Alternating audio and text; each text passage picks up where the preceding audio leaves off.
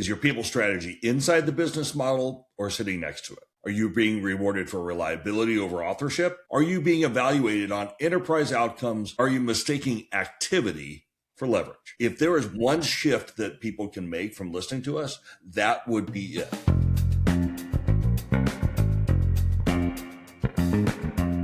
Hey there, senior leader, and welcome to the Talent CHRO podcast. This is where senior leaders come to rethink how human capital really works.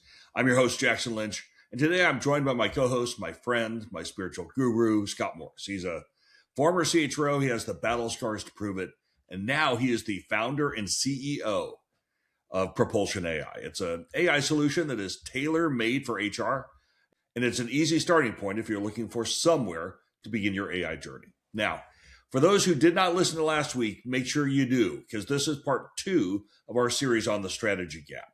That's the quiet pattern that ends CHRO tenures without a headline. Last episode, we diagnosed the problem. Today, we're going to share with you how to fix it. Let's do a quick recap before we get going, Jackson. The strategy gap, that term that we're using, is structural. It's not personal. CEOs will have a standardized understanding of what a CFO does, but CHRO expectations are kind of all over the map. And those expectations are largely going to depend on the CEO's past experiences, their level of sophistication, and their personal definition of strategic. So if a CHRO gets hired into an undefined version of the CHRO role, gravity is going to start to pull them toward tactical work. And if they're good at what they do, it's even worse because they deliver results, they earn trust, and they still lose confidence because they are running a parallel narrative instead of extending the CEO's narrative. That is exactly right. We defined 4 diagnostic questions. Is your people strategy inside the business model or sitting next to it? Are you being rewarded for reliability over authorship? Are you being evaluated on enterprise outcomes or how well HR runs? And are you mistaking activity for leverage? So today we're going to answer the question that every CHRO who's listening is hopefully asking. What the heck do I do about it? Let's pull apart that word you just used a second ago, authorship, because today we're going to define what co-authorship actually means. We're going to describe what good looks like with precision, and we're going to give you a Monday morning playbook, the concrete moves that you can make right now. We will. And before we dive in, though, let's just ask you out there in the listening audience for a favor. Please subscribe. Leave a comment on your favorite platform. Doesn't take very long. It grows the pod, and it brings this content to more leaders who candidly need it. And if you like the pod and you like the subjects that we tackle here, you are going to love the CHRO Chronicles newsletter that is live right now at mytalentsherpa.com. It's written by CHROs for CHROs. It's only $30 a month. And we start by diving into building alignment with your CEO. It's described as a game changer by the people that are subscribing right now. There's been a huge early response, and it'll help you level up if you're ready to do it. I also described it as a game changer, but since I'm writing it, it's probably not nearly as impactful as other people saying that. Hey, let's start first back into the subject matter here with the fundamental shift, because most CHROs, when they hear things like be more strategic, they make the same mistake. I think they try to sound like the CFO. They learn the financial language, which is good. They put ROI on everything, also good. They build business cases with payback periods and net present value. Amazing. That's not wrong. Financial fluency absolutely matters, but it's not the goal. Sounding like finance doesn't make you strategic. It does make you a translator. So I'd say the actual shift is from presenting about your function to diagnosing the business. That's what we're looking for. It's from here's what HR is doing to here's where the strategy will break and here's what we need to change. It's looking at a business through a talent lens, predicting outcomes, identifying root causes, and then prescribing the action and the tactic that matters to meet the moment. A strategic CHRO doesn't deliver a section of the deck. They shape the story the deck is already built around. That is a big claim. Do what you do, Jackson. Make that concrete. That's exactly where we're going. So what does co-authorship actually look like in practice? I think a CHRO operating as a co-author can do probably three things really consistently. First, they can articulate where the strategy will break inside the organization before it shows up in results. They don't use words like engagement is down, but they do say things like decision velocity in the products organization has dropped 40% since the reorg. And if we don't fix role clarity in the next 60 days, then the Q3 launch is going to slip. That's a different focus than a lot of CHROs have. It's just definitely different language than a lot of us use. It is. It's completely different. Second, they shape decisions before the priorities lock in, not after the consequences appear. It goes way upstream. So they're in the room when the strategy is being formed, not afterwards when it's been handed down for change management. How do you get in that room? Well, here's how you don't do it. You don't wait to be invited. You show up with insight that changes the conversation.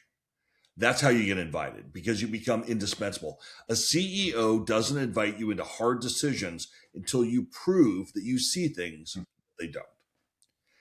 And third, I think they change capital allocation, leadership development, and operating priorities with their insight, not the influence. They actually change the outcomes. The CEO moves resources because of what the CHRO surfaced. It's a pretty high bar. Look, it is, but I go all the way back to my Nestle days, and there was a situation where we had the P&L was draining cash, and no one really knew what was going on. And normally, the region vice presidents would pull in their finance team to figure it out. Finance wasn't invited to this meeting. My team was. Why? Because we knew how the business actually worked, and we had provided insights that others didn't have in the business. And, Carrie Moyes and Rihanna Barr, like we had over a dozen current CHROs that were in that team. So the fact that we had a really, really good team probably helped. But that is how you are playing in a room that you normally wouldn't have been invited into. But I guess here's the thing. When it's working, the CHRO's value is felt before it is explained. The CEO experiences the people person as a partner in the narrative, not a reporter of the aftermath. But let me push on that a little bit, Jackson, because a lot of CHROs are not you. They don't have that level of sophistication yet. They're building toward it. And I think a lot of CHROs might say, I just don't have access to that level of the conversation. The CEO doesn't include me in the strategy formation. Well, I'm going to put aside this whole self-esteem issue and the victim mentality that we have. Nobody else is waiting for some sort of manna from heaven to jump in. I'm not going to debate it. It is often true, but here's the harder question that you need to ask yourself: have you earned the access, or are you waiting for it to be granted? What do you mean by earned? Access is earned by demonstrating that you see things that others don't, not by asking for the proverbial seat at the table, which is dumb. It's a participation trophy in corporate view, but you get brought in because you are bringing something to the table that changes the conversation. I think it was PricewaterhouseCoopers a few years back that found that 60% of CEOs view their CHRO as a strategic partner. That is second only to the CFO, but second also means something.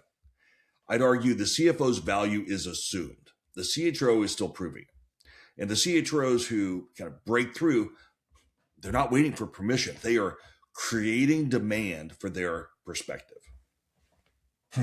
Let's get a little bit even more specific about this. What do you actually see in high-performing companies where the CHRO is operating at the level that we're talking about? Boy, it's different in every company, but I think you do see some repeatable markers. First, the CHRO starts board conversations with the CEO's strategy narrative, not with HR metric. They open with, here's where we're going, here's what has to be true about our talent leadership to get there, and here's the current gap. The HR metrics come later, if at all, and they're evidence. They're not the headline. That's a structural change in how that presentation is built. It's more than that, Scott. It's a structural change in how the CHRO thinks and how the CEO and CFO think. You can't present that way unless you've done the work to understand where the strategy is vulnerable.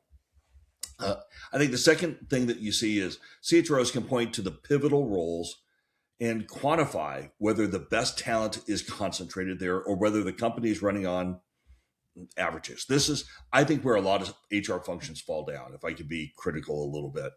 They treat all roles equally. We need to be more capitalistic, less socialist. We need to be like the same hiring process. We have the same development investment, the same performance management, but there are roles that matter more than others in the business. But the research here is clear as well. A very small number of roles drives disproportionate value. McKinsey found that top performers in pivotal roles can be up to 800% more productive than average performers. That's a big number. Well, I think we get overly concerned about playing defense. We're worried about how people are going to react to it rather than thinking about what is really going to differentiate. I think the question really isn't, do we have good talent? It's, do we have the right talent in the right roles? That's exactly right. And most companies can't answer the question, Scott. They can tell you about headcount. They can talk about turnover. They can talk about engagement. These are all nice things, but they're all rear view mirror. What they can't tell you is whether their best people are concentrated in the roles that actually move the business forward. Like, if there is one shift that people can make from listening to us, that would be it. Start playing offense. I think that's a great way of phrasing it. I guess the third thing that a CHRO can do is they can describe leadership like a COO describes operational throughput. Where do decisions slow down? Where does the rework happen? Where does most alignment break? Because I think most leadership conversations are about individual leaders, who's performing and who needs coaching. A co-author CHRO talks about leadership instead as a system. What's the capacity of our leadership to make good decisions fast, and what is creating drag? And when all of that is working? I think the board here is one story. Capital and capability is one engine. CEO, then the CFO, and then the CHRO. It's not a finance presentation, then a HR presentation. One integrated narrative about how resources and talent continue and combine to execute the strategy. So that's the target state. That's where we want everybody to get to. Let's talk about how we actually get there. What are the moves? There are, I think for us, there are 3 moves, and these aren't theoretical. These are things that you can start with this week, Monday morning. Yeah, move 1, Scott, I think, and this is maybe the most important thing to do. It's where I start my CHROs at Academy. And that is, how do you contract the altitude explicitly? So, like I talk about it all the time. What do you think it means?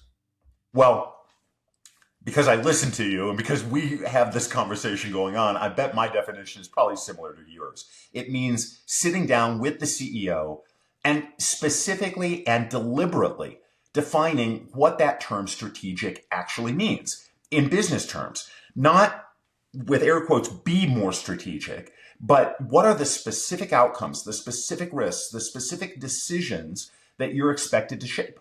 That commonality of understanding and the thoughtful process that delivers it, I think that's what I mean by contract altitude explicitly.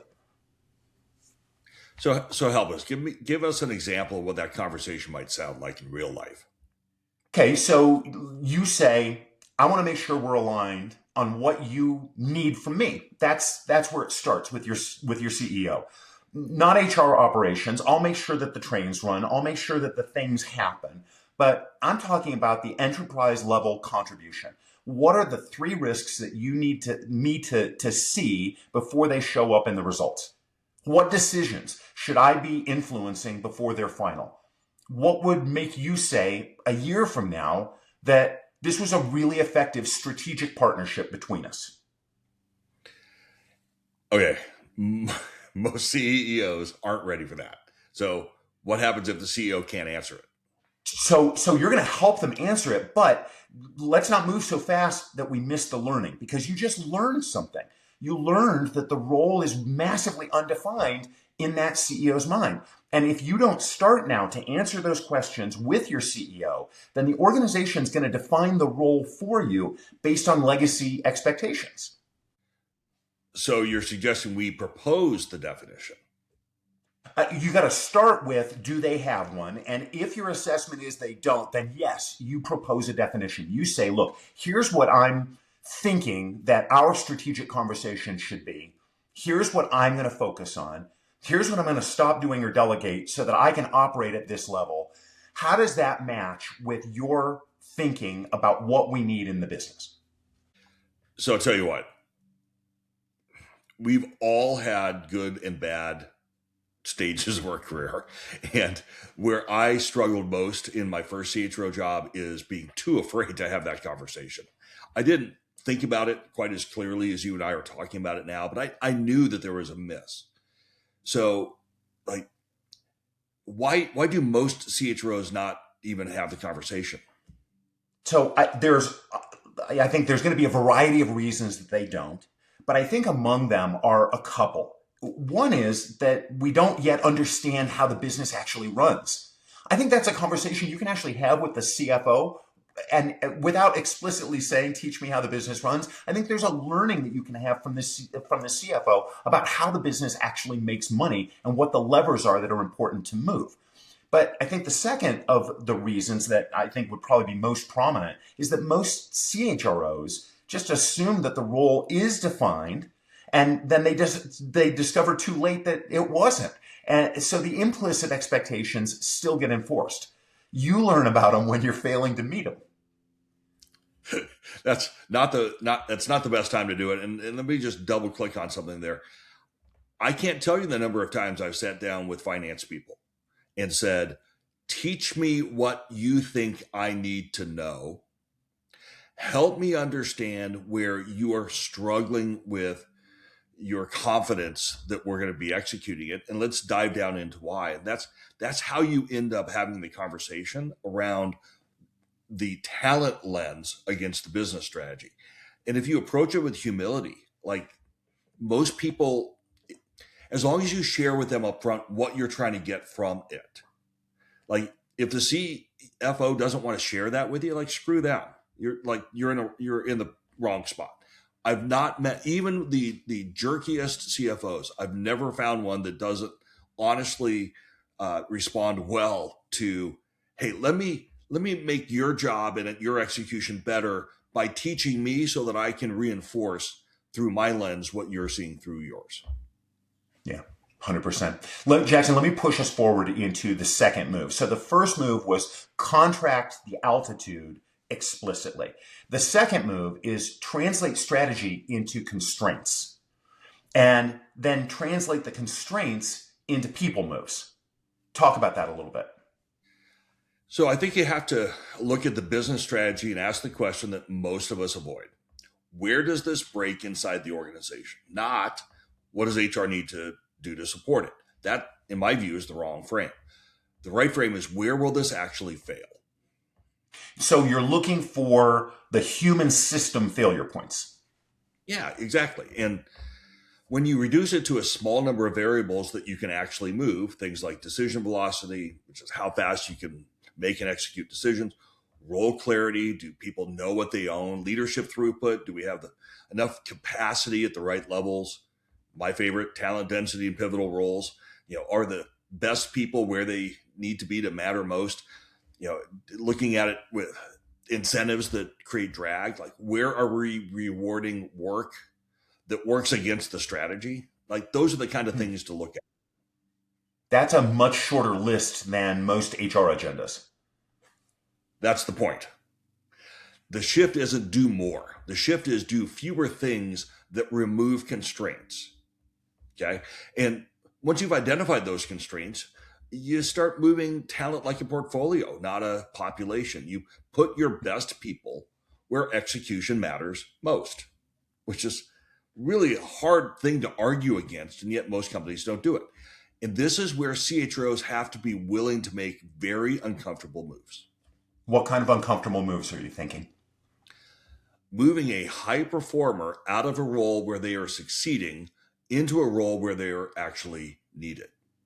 Another example might be exiting a leader who's really well liked, might even be that culture carrier that's creating decision drag because of whatever picadillos they happen to have. Another one is reallocating headcount from a function that's overstaffed relative to its strategic importance. Those are the kind of moves that create friction in the business. If they do, but if the strategy is real, those moves aren't optional. That's the job, Scott. The CHRO who avoids them to preserve harmony is optimizing for the wrong thing. It strikes me as we're talking about that. The real root cause is how you think about the role. If you think about your role as building people up, then you go one way. If you think about your role as driving the business forward by building people up, by getting them in the right roles, you go a different direction. Yeah, that effectiveness comes before efficiency, comes before defensibility. And I would argue that most of us approach our roles with that order inversed. Here's what move 3 is. I think you need to redesign your operating model so that the altitude becomes inevitable. So you want to start us off with this one? This is hard. Yeah. Well, I think the focus here is on building systems that keep you upstream and not reactive to situations. And you've said it before, and I like it. The best evidence is what your calendar is filled with. If it's filled with escalations and approvals and one-off requests, and you're not running an operating model, you're kind of running a service desk. So it's all about the calendar? Well, I think the calendar is good evidence. It's about designing what's on the calendar instead of letting it happen to you. Yeah. Build fixed rhythms that pull you into strategic conversations. A weekly enterprise risk review with your CEO, for example, or a monthly talent portfolio review with your operators. A quarterly narrative that ties talent moves to the strategy. Those sound like very specific meetings. Well, they have to be specific. Vague intentions to be more strategic get swallowed up by operational gravity. Specific, recurring commitments create structure that survives that chaos. Like another critical change is to move from decks to decision briefs. And I know this is a new concept here, so let me unpack that a little bit. A decision brief is one page. Here's the situation. Here is what we recommend.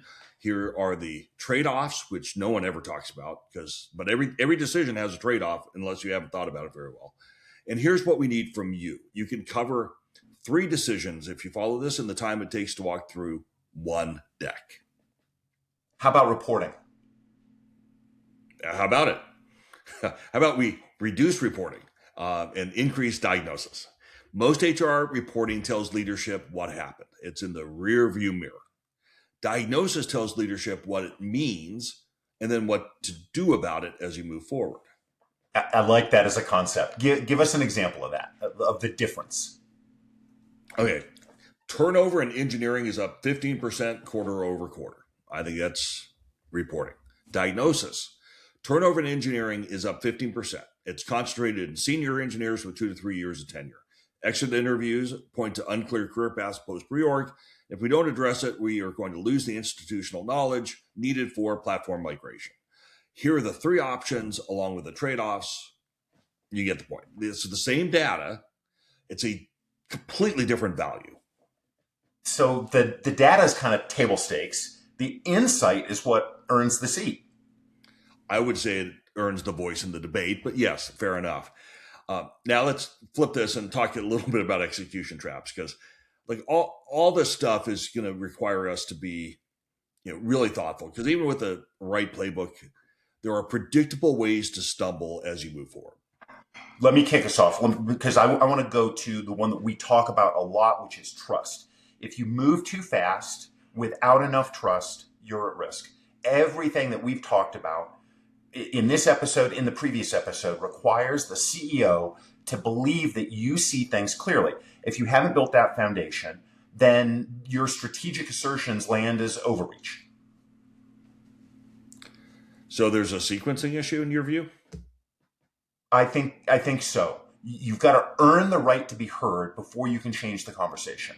And that might mean a few months of demonstrating insights on smaller things before you push for enterprise level access. You've got to obviously gauge that with what you're getting back from your CEO and sometimes your CFO as well.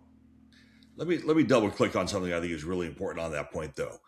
What you are getting that enterprise insight about matters. This isn't about fixing operational issues because that actually hardens your altitude. It is about a small problem with a searing insight that you can then expand into larger problems with larger searing insights, if that makes sense. It makes 100% sense. And I think it's a good double click. It's really about here's what we're not achieving in the business. Here's what I think the root cause of it is that relates to people. Here's what we could do differently that is going to unlock that result for us. Yeah. So let me take trap two, trying to change everything at once. I have fallen guilty to this literally every job I've ever had because you know what good looks like. You want to like dive into it. But the playbook has three moves. You don't make all three at the same time. You start with contracting altitude. That unlocks permission for the rest. So what do you think is the third trap? Confusing strategic language with strategic contribution. I mean, I know you have as well, but I've seen a lot of CHROs who learn to talk about human capital ROI and workforce planning and talent analytics and those kinds of things. It's all the right vocabulary, but they're still presenting about their function. They're not, like you said a second ago, diagnosing the business. The language matters less than the orientation. I think the question to ask is, are you explaining what HR is doing, or are you surfacing where the business is going to break? Yeah, it's about being a business leader, not a functional one. And here's another. Forgetting to deliver the basics. And I know this one bites a little bit hard. You cannot neglect operational excellence while you're chasing strategic relevance. Okay. Payroll's broken and you own payroll, which you shouldn't, but if you do, if recruiting is slow, if employee issues aren't getting resolved, like those are the ticket to ride to be able to address all the right things for you to do. So operational excellence is the foundation. I guess what I'm trying to suggest is it's not the ceiling. Yeah, I think you're 100% right to call that out. The goal isn't to stop being good at doing the HR things. It's to stop letting the operational things crowd out or be the definition, I think is probably a better way to say it, be the definition of the value that you contribute. Yeah, and here's the very last one. Thinking that this is a solo act. The most effective CHROs that I know and work with and coach, they build really, really tight partnerships with the CFO and the COO, or whatever your organization looks like, those equivalents.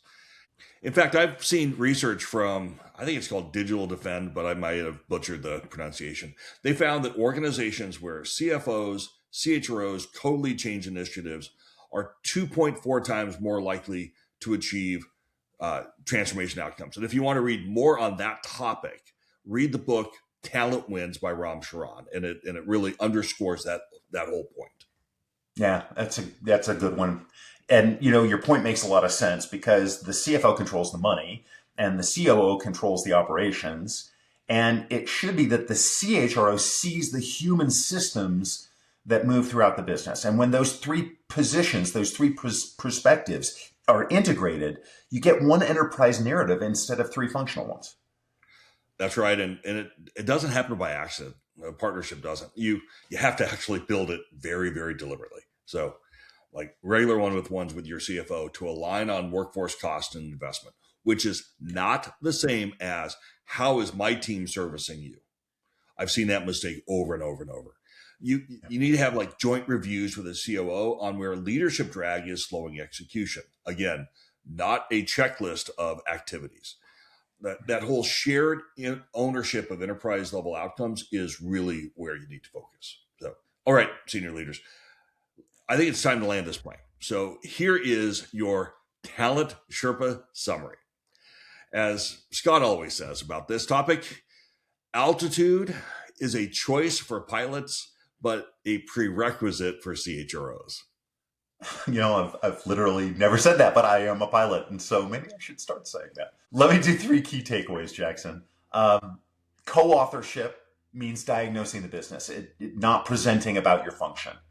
You have to define the word strategic explicitly and thoughtfully and deliberately with your CEO.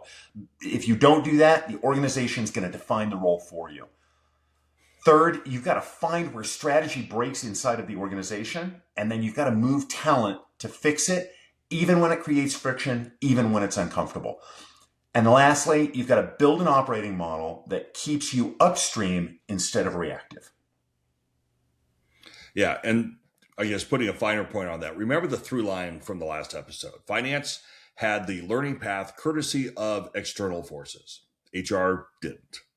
You're building that discipline yourself, and that's way harder. But it's also what separates CHROs who create value from those who administer a function.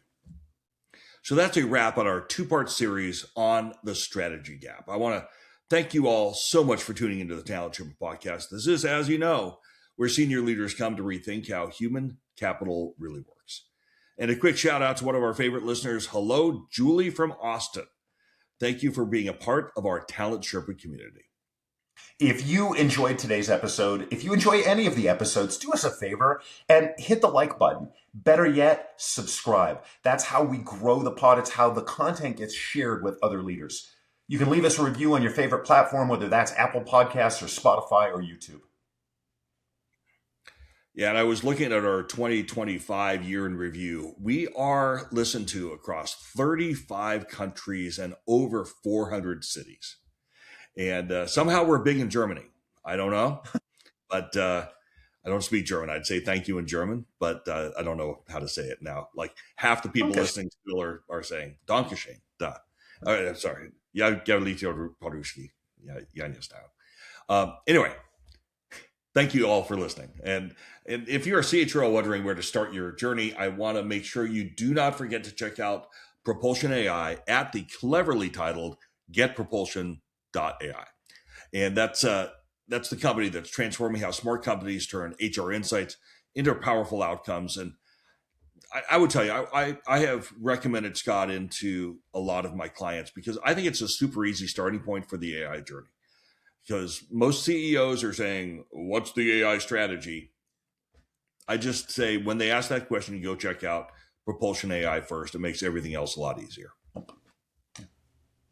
And also a quick shout out to our sponsor, Dripify. If LinkedIn follow-ups are eating your life, Dripify helps you automate the outreach in a way that still feels human.